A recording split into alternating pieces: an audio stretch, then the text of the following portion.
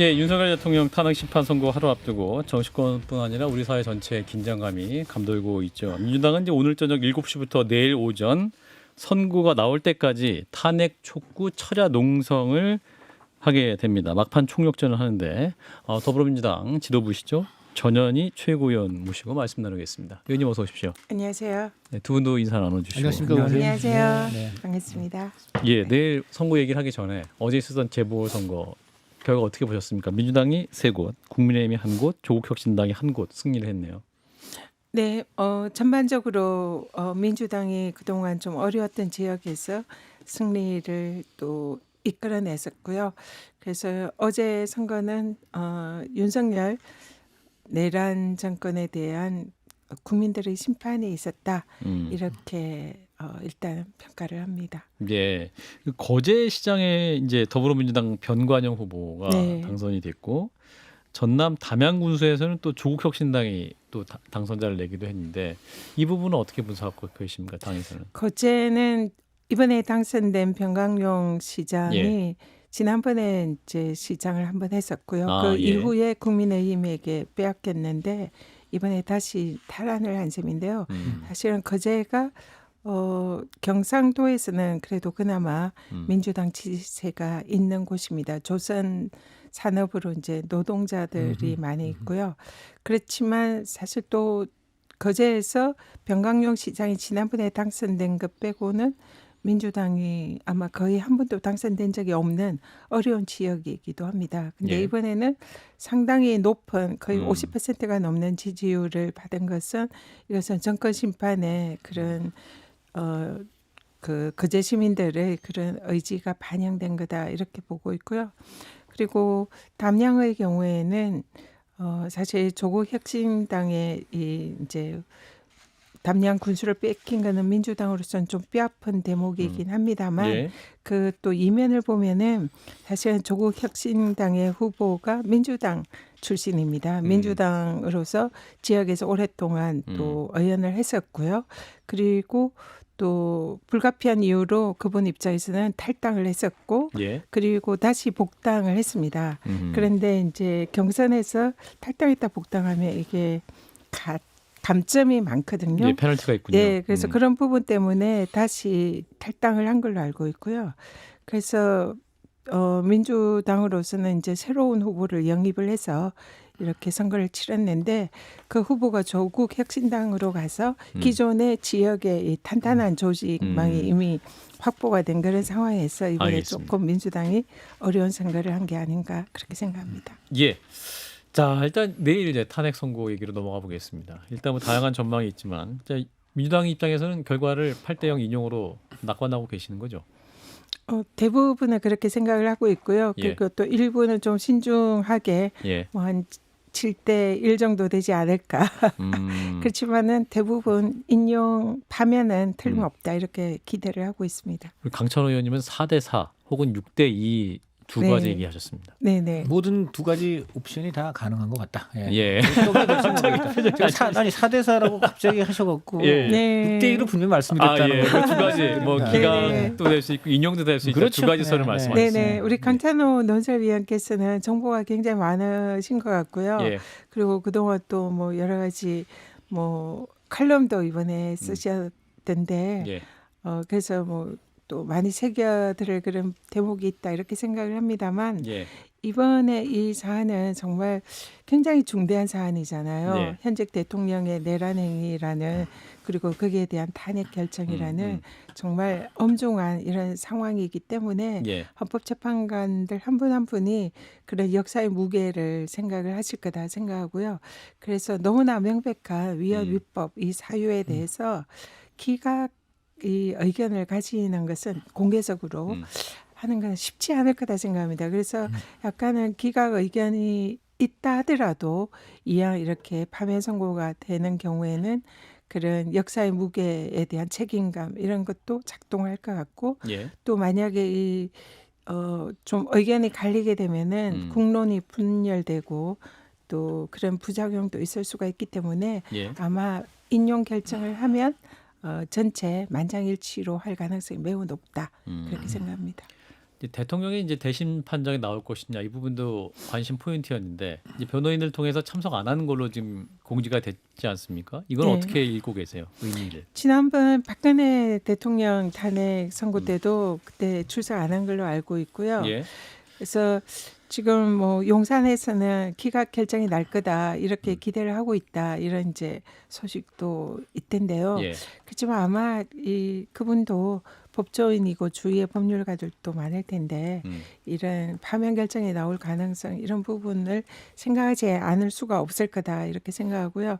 그래서 일단은 좀 파면 결정을 현장에서 받는 그런 거는 굉장히 충격적이지 않겠습니까? 예. 그래서 오기가 힘들지 않을까 이런 생각도 들고 또 하나는 만에 하나 또 파면 결정이 난다고 할 때 그분 입장에서 볼 때 그때는 계속적으로 헌재 판결에 승복하기보다는 그 현재 자신들을 지지하는 일부 극우 세력들이나 지지자들을 향해서 예. 계속 뭔가 헌재 결정에 불복하는 그리고 저항하는 이런 태세를 하지 않을까 그러기 위한 또 하나의 복선이 아닐까 이렇게 생각합니다. 어떤 결과가 나오든 그 이후의 행동을 준비하기 위해서라도 네. 출석을 하지 않는 걸로 결정했을 것이다. 네, 말씀인데. 그럴 가능성이 있다고 봅니다. 근데 이제 말씀하신 것처럼 탄핵이 만약 이제 인용이 될 경우에 예측하신 대로 그러면 이제 윤석열 대통령은 즉시 자연인 상태가 되는 거죠. 이제 대통령 직분에서 내려오게 되는 건데. 네.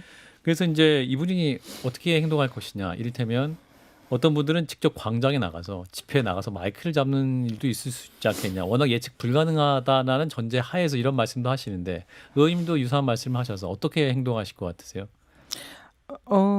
지금 아직까지 사실 당사자 입장에서 예. 헌재 결정에 승복하겠다 어떤 결정이 나오더라도 이런 얘기를 대통령이라면 한번 좀 국민들을 향해서 그런 메시지를 낼 법도 한데 네. 그러지 않고 있거든요. 그 말은 일단 기각이 될 거다 믿고 있는 그런 측면이 있고 또 만약에 파면이 결정이 된다 하더라도 순순히 승복하지는 않을 거다 그런 생각이 듭니다. 그래서 순순히 승복 안 하면 어떻게 해요? 그러면은 그 이후에 이제 대선 일정이 이렇게 진행이 될 텐데요. 계속적으로 자신의 지지자들에 대해서 목소리를 내고 선동을 하고 또 지지자들을 규합을 하면서 정치권의 영향력을 계속 가지고 가려는 그런 행동을 하지 않을까 그렇게 생각을 합니다. 예, 박 시장님, 또 강 의원님. 저도 그 대통령이 내일 출석을 안 하기로 하는 것 자체가 일단 최소한 대통령의 측근들 쪽에서는 아 이거 인용이구나라고 생각할 수도 있을 것 같아요. 대통령 스타일 봤을 때 만약 기각을 확신하고 있다라면은 안 나올 이유가 없죠. 왜냐하면 야당의 무리한 탄핵을 정면으로 맞서 싸워서 이겨서 견뎌낸 뭔가 투사 이미지가 나오잖아요. 예. 그러면 기각을 확신한다면 사실은 안 나올 이유가 없다고 생각해요. 그렇다고 해서 대통령이 객관적 판단을 하냐 그건 아닌데 주변의 분들이 좀 잘 구슬려서 뭐 인용을 좀 확실하게 생각하지만 뭐 그렇다고 인용이니까 나가지 말라 이렇게는 말 못할 거고 그러지 않았나 싶습니다. 예. 그리고 대통령이 승복 안 한다. 어차피 안 할 거기 때문에 저는 크게 바라는 게 없어요. 아, 승복을 어차피 안 하실 거라고요? 예, 어차피 승복하라고 해봐야 안 할 거기 때문에 예. 이분이 그냥 12월 3일날 개엄하신 분이에요. 그냥 뭐 다른 데서 뭐 어떻게 잠깐 무슨 뭐 약간 난장을 피운 어느 정도의 그런 정도가 아니기 때문에 일단 말이 안 통할 거라고 보고 그렇다고 승복 안 한다고 해서 관저에서 안 나가고 버팅긴다. 예. 그럴 일은 없잖아요. 한 3명 부르면 나갑니다. 그러니까 그건 그 분이 영향력을 더 키울 수 못하게 하는 게 급선무지. 저는 그분한테 얘기하고 대통령한테 뭐라고 해봐야 의미 없다고 생각합니다. 예. 그리고 뭐 전한길 씨나 또는 정광훈 씨나 하던 일 똑같이 할 거고 제일 중요한 건 국민의힘의 뭐 김기현, 나경원, 윤상현 같은 의원분들이 이른바 다선 의원들이 예. 거기에 같이 접목해서 국의 목소리를 내는 것 이게 가장 문제라고 생각을 해요. 그래서 그런 것들을 국민의힘이 좀 주도적으로 차단하는 게 제일 필요한 일이다. 네. 자 이제 의원님 이제 변호사시니까 이제 내일 이제 탄핵소추 사유 5개지 않습니까? 큰 네. 틀에서 비상계엄 선포, 포고령 1호, 또 국회 활동 방해, 선관위 장악 시도, 정치인과 법관 체포 시도 이 다 크게 5가지인데 이제 5가지 중에 이제 하나만 인용이 되면 이제 파면이 되는 거 아니겠습니까? 의원님께서 어떤 사유를 가장 좀 중요하게 지금 보시는지. 일단 포고령 1호 이건 그 자체로 증거다 생각합니다. 이 우리 헌법과 기헌법에 따르면은 이 국회의 권능은 뭐 그 어떤 사유가 있어도 침해할 수가 없거든요. 특히 계엄의 경우에는 행정과 사법 기능에는 제한을 할 수 있지만 국회는 뭐 전혀 untouchable, 그러니까 이 뭐 침해를 할 수가 없는 상황인데 포고령 1호는 국회의 그 정치 활동을 금지하는 조항이 버젓이 딱 있잖아요. 예. 그러니까 이번 계엄은 국회의 권한을 침탈하는 이른바 국헌문란 행위라는 것이 너무나 명백하고요. 내란죄에 대한 형법의 규정이 국헌 침탈의 목적으로 폭동을 일으키는 것, 이게 내란죄입니다. 그래서 너무나 명백한 이 국헌문란의 증거 있기 때문에 예. 이게 제일 중요한. 그래서 이것만 가지고도 이미 충분히 탄핵 사유는 성립한다 이렇게 보고 있습니다. 강 의원님. 그 3월 31일 날 그 천막 당사에서 네. 아주 사자후를 토하셨고 많은 국민이 본 것 같습니다. 아, 네. 보면은 거기 아, 특히 의원님이? 이제 예, 네. 헌재를 향해서 역사적 책무를 저버리고 내란 속의 윤석열을 복귀시킨다면 헌법재판관 8인은 을사팔적으로 네. 역사에 기록될 것이다. 굉장히 많은 이 국민들이 을사팔적 굉장히 좀 귀에 들어왔고요. 그리고 이어서 지금 저 헌법재판관 2분 임기 만료 2주밖에 남지 않았는데 더 이상 이제 헌재가 국민 앞에 헌법 앞에 죄를 지어서는 안 된다. 그랬는데 정말 제가 취재해 보니까 바로 그날 이제 선고일을 잡는 걸로 가닥을 잡아가지고 헌재가 30일 오전에 이제 그렇게 사자후를 토하셨는데 바로 그 시각에 헌재에서 평의가 열리고 있었고 그 평의에서 이번 주에 하자 4일날 정도에 하자 하고 가닥이 잡혔습니다. 바로 그 의원님의 목소리가 헌재 재판관들한테 들린 것일까요? 특히 을사팔적이라는 말이 헌재 재판관에 들릴 것인가 어떻게 보십니까? 을사팔적의 의미 조금 좀 해서. 올해가 을사년입니다. 그렇죠. 네. 그래서 을사오적 일제의 네. 나라를 팔아는 게 예. 을사오적이 있었잖아요. 예. 그래서 제가 사실 그때는 이제 헌재 선고가 언제 있을지 그렇죠. 예측을 하기가 어렵고 자칫하면 4월 18일 이후로 넘어가는 게 아닌가 이런 이제 불안감이 좀 많이 이제 있던 그런 시기였습니다. 그래서 좀 절박한 마음이었고요. 그리고 만약에 진짜 헌재가 판결 선고를 하지 않고 4월 18일을 넘긴다면 사실상 대한민국이 파국이 올 수도 있다. 헌정 질서가 마비가 될 수도 있다. 이런 좀 절박함이 있었고요. 그리고 실제로 그런 일이 있다면은 헌법을 수호하고 헌정 질서를 수호해야 되는 헌법재판소가 그 역할을 못하는 것이고, 그래서 그 재판관들은 그런 정말 그 역사의 무게를 정말 고민을 해야 되고 그걸 자신들이 책무를 다하지 않는다면 대한민국을 파국으로 이끌게 하는 그야말로 을사오적에 버금가는 민주공화국을 반역한 배반한 그런 사람들이 될 수도 있다라는 것을 말씀을 드린 거고요. 실제로 뭐 그런 일은 일어나지 않을 거다 믿었습니다. 그리고 또 다행히 화답을 해주셨고요. 화답이네요. 그 말씀을 하신 바로 다음 날 공식 발표가 있는 거 보니까 공지를 정말, 했다 날짜를 정말 잡아서. 말씀 먹힌 것 같다 이런 생각 개인적으로 듭니다. 네. 근데 이제 일각에서 의사팔적이라는 말들 혹은 물리적 내전, 유혈 사태 이런 발언들이 좀 너무 강한 게 아니냐. 네. 일단 먼저 헌재의 판단이 나온 이후에 또 정치인이라면 국민 통합을 위해서 노력을 하셔야 되는데 너무 이제 강한 어휘들이 많이 나오게 되면 오히려 이제 극한의 대립을 더 조장하는 거 아니냐 정치권이 이런 비판도 있습니다. 네, 일단은 그분들이 을사팔적이다라고 단정적으로 말씀을 드린 건 아니고요. 실제로 4월 18일까지 판결 선고를 하지 않으면 예. 국민들에게 그런 평판을 받을 수 있다. 평가를 받을 수밖에 없다. 그래서 국민들에게 그런 또 역사에 죄를 짓지 않았으면 좋겠다. 그런 중심에서 말씀을 드린 거고요. 그래서 실제로 그분들이 지금 당신들이 뭐 을사팔적이다 이렇게 얘기를 했으면은 그런 뭐 지적도 맞겠지만 그런 사안은 아니고 그런 일이 일어나지 않기를 바라는 간절한 마음을 담아서 말씀드린 거다. 그렇다면 이제 그 이렇게 말씀을 봐주시면- 받아서 이제 어떻게 보면 그 다음 날 결정을 하셨으니까 네. 이제 을사팔적은 아닌 거군요. 그렇죠. 그러면. 네. 당연하죠. 지정 네. 안 하면 을사팔적 된다 하시니까 네. 오늘 지정한 거다. 네네 이런 맞습니다. 것 같습니다. 네. 그래서 만약에 이제 지금 판결 선고를 지금 이제 일정을 잡았고 예. 파면 결정이 확실하니까 이제는 나라를 구한 영웅들이 되시겠죠. 음. 복권. 이제 결과에 따라서 영웅이 될 수도 있고 역적이 될 수도 있는 거 아닙니까 혹시? 결과는 무조건 다시 그럼 지금 울산팔죠? 이제 그렇게 8대 0을 8대 믿고 0일 있습니다. 경우에 8대 네, 0일 네, 경우에 네, 그런 정도의 뭐 인품과 또 그 여러 가지 그런 경력. 예, 그런 것은 충분히 가지신 분들이다 생각합니다. 근데 이제 국민의힘에서는 우리는 탄핵 심파 결과 수용하겠다 이렇게 밝혔다면서 이재명 대표도 승복 메시지 내야 되는데 왜 안 내냐, 민주당은 왜 안 내냐, 뭐 이렇게 또 얘기를 하고 있는데 네. 민주당 입장은 아니 승복할 건 윤 대통령이다, 왜 우리가 승복 메시지를 내야 되냐, 이런 입장이신 거죠. 국민의힘이 그 승복이라는 예. 게 실제로 자신들이 뭐 승복했다 이런 것보다 음. 그걸 또 하나의 정쟁의 도구로 삼고 있는 게 아닌가 아, 그런 그런가요? 생각이 들고요. 예. 지난번에 이재명 대표의 그 2심 선거법 판결 전에도 권성동 대표가 맞아요, 오전에 그랬죠. 우리는 승복하겠다 뭐 이런 식의 메시지를 냈고 뭐 민주당도 승복해라 이렇게 압박을 했잖아요. 예. 그리고는 이제 판결 선고가 무죄가 나니까 그 말을 싹 뒤집고 뭐 이상하다. 사실상 아무리 봐도 이상하다. 불복을 하면서 대법원에서 뭐 파기 재판을 해야 된다. 음. 사실상 불복을 했거든요. 예. 그래서 이번에도 아. 뭐 그런 이제 지금 승복을 민주당에게 하라고 하는 거는 이거는 선거법을 민주당이 하라는 거, 이재명 대표에게 하라는 그거는 일리가 있습니다. 그러나 지금 헌법재판소 이 판결은 승복을 마찬가지로 윤석열 대통령에게 승복을 요구하는 게 맞죠.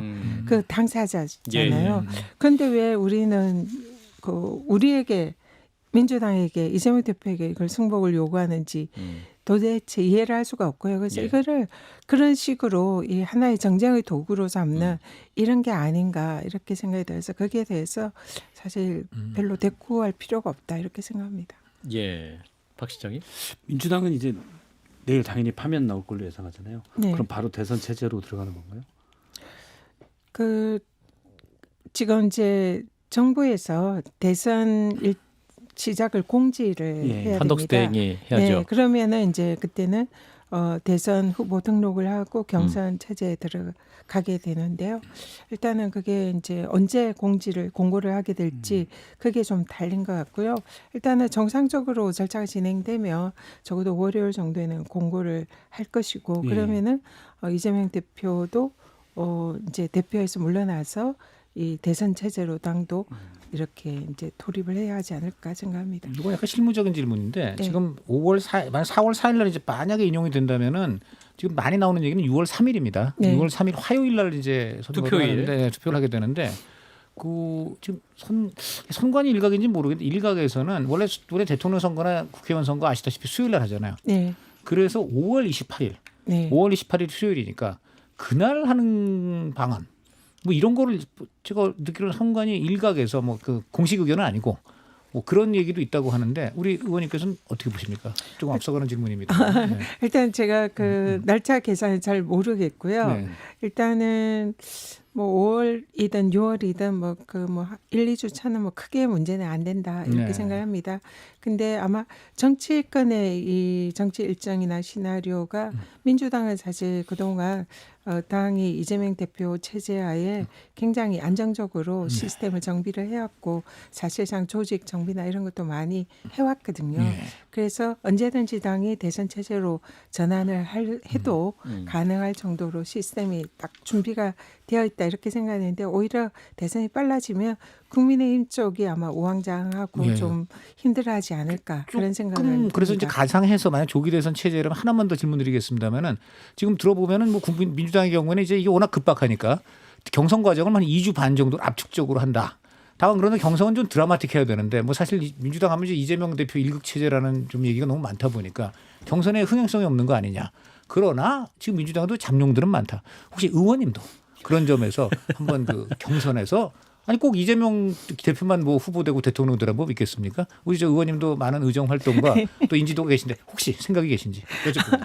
저를 그렇게 또 판열에 올려주셔서 감사합니다만 저는 아직 뭐 그럴 자격이 없고요. 준비도 되지 않았고요. 이번에는 민주당의 후보가 대선에 당선될 수 있도록 최전선에서 열심히 뛸 생각입니다. 어쨌든 내일 파면이 되면 대통령이 네. 60일 안에 이제 선거가 나서 말씀하신 대로 6월 3일 날 선거가 이루어질 것으로 보이는데 그다음에 사실 인수위 기간도 없잖아요. 바로 취임해서 일을 해야 되는 거고 그러면 더군다나 지금 트럼프가 다 관세 올리고 그러면서 대외적으로도 위기이고, 근데 정부는 사실은 인수 기간도 없이 제대로 준비 못하는 정부가 들어설 수가 있고 민주당이 이기더라도 그런데 엊그제 이제 선고 기일이 윤석열 대통령 탄핵 심판 선고 기일이 지정된 다음에도 최상목 부총리에 대해서 탄핵 소추안을 보고를 했거든요. 보고한 다음에 이제 일정 시간이 지나고 표결하는 건 또 별도의 행위지만 그럴 필요까지 있었나? 그러니까 물론 저도 마흔역 재판관 임명하지 않은 거는 최상목 당시 대행이 되게 반헌법적이다라고 생각을 하는데 이 경제위기 같은 거 생각하고 그리고 어차피 선고 기일이 정해진 후에도 경제부총리를 탄핵소추 보고를 하는 건 화풀이로 볼 수도 있거든요. 어떻게 생각하시는지. 네, 앞부분에 먼저 또 답변을 드리면요. 예. 일단은 민주당이 이미 조직 이런 것도 상당히 이제 준비가 되어 있지만 예. 정책이나 만약 우리가 이제 집권을 하게 되면 말씀하신 대로 인수위 이런 기간이 굉장히 짧거나 생략될 가능성이 있는데 거기에 대한 준비도 나름 열심히 저희들이 해왔다 생각합니다. 그래서 언제든지 집권을 하더라도 충분히 정책이나 대한민국을 책임질 수 있을 정도로 모든 분야에 있어서 준비를 많이 그동안 해왔기 때문에 크게 혼란은 없을 거다 이렇게 먼저 말씀을 드리고요. 최상목 대행에 대해서는 그런 말씀해 주시는 분들도 많고 당내에서도 그런 지적들 하시는 분들이 일부 계십니다. 예. 그렇지만 지금 이제 저희들이 최상목 대행에 대해서 왜 이 탄핵까지 이제 소추 발의하고 지금 보고까지 오늘 할 수밖에 없었냐면 지금 헌법 질서가 너무나 이렇게 무너져 있습니다. 그것도 이 대통령 권한 대행들 그리고 또 윤석열 대통령부터 그리고 거기에 또 부안해동하는 국민의힘 의원들 그래서 마치 헌법을 위반해도 아무렇지도 않는 것처럼 그런 식의 인식이 대한민국에 상당히 많이 퍼져 있고요. 예. 그래서 이런 부분에 관해서 사실 헌법 질서를 바로 세우고 수호해야 하는 그런 세력이 거의 민주당밖에 없는 저희들이 그런 책임감을 가지고 있습니다. 예. 그래서 이게 최상목 대행에 대해서 탄핵이 만약에 된다면은 그것은 화풀이가 아니고요.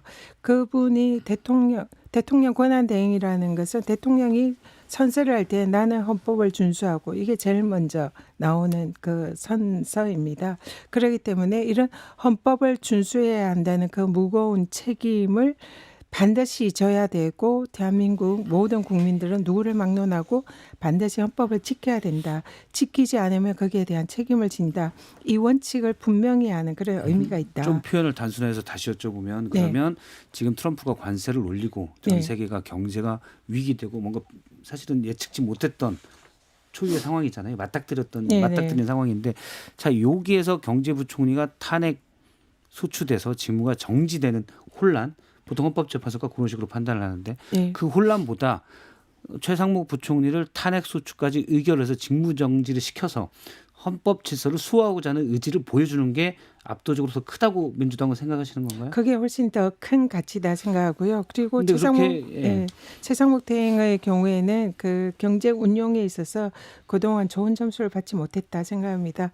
지금 국방부 장관의 경우에도 그 현재 대행인 차관이 전임 국방부 장관보다 훨씬 안정적으로 국방을 수호하는 그런 임무를 잘 해오고 있다 생각하고요. 행안부도 마찬가지고 그러니까 장관이 이 사실상 업무를 제일 잘한다 이런 것은 보장을 할 수가 없고 최상목 대행의 경우에도 마찬가지다. 그래서 얼마든지 후임자가 더 최상목 대행보다 더 경제를 운용을 더 잘할 그런 가능성도 있고 그렇기 때문에 이 지금 제일 중요한 것은 특히 이 내란 정국에서는 우리 국민들에게도 헌법 질서를 수호하는 것이 가장 중요한 일이다라는 메시지를 주는 게 훨씬 더 중요한 가치다 이렇게 생각합니다.